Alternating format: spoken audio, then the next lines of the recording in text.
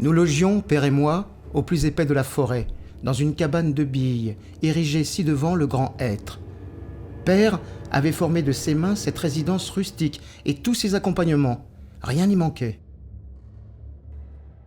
Pour nous repaître, nous prenions le poisson de l'étang, où boutions hors tanière et abri toutes bêtes nourricières, garènes, gélinots, chipmonks, castors, putois, ratons et chevrillards. Père possédait toute science. Notions et lumière siégeaient sous son casque.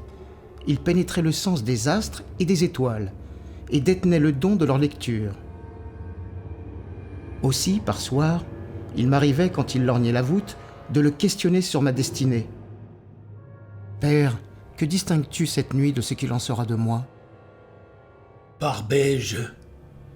Les astres cette nuit montrent de bien étranges choses, fils.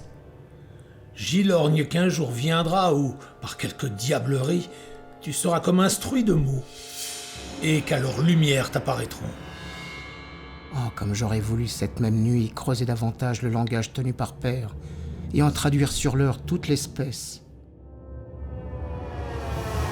Sur pied, fils! Étripe ce fan et passe cette dépouillade! Quoi ? Glisser ma personne sous ce cuir encore moite de ses beurres ? Mais Père, aussi bien exigé de m'allonger dans quelques crottins de vache ? Fais ce que je prescris! Tu stationneras seul, ici, jusqu'à ce qu'un faon de chair et d'os s'avance attiré par ce guignol. Puis tu le juguleras de la seule force de tes mains, et t'en rebrousseras la cabane avec son cadavre. Quoi ? Mais Père, tu conçois, comme moi, qu'il peut se couler des jours et des lunes avant que semblable affaire n'advienne. Qu'adviendra-t-il de ma personne sans recours à me loger, m'échauffer, me repaître et me brever décemment ? Oh Père, pourquoi tant de fureur et d'aveuglement siégeant sous ton casque ? Tu souhaites donc m'achever ? Le toisant dans l'ivoire de l'œil, je comprimai les poings et les lui expédiai avec force, l'un suivant l'autre dans la face. Père, malgré son âge important, reçut ma brossée comme une tarte de jouvenceau. Il ne broncha que brin.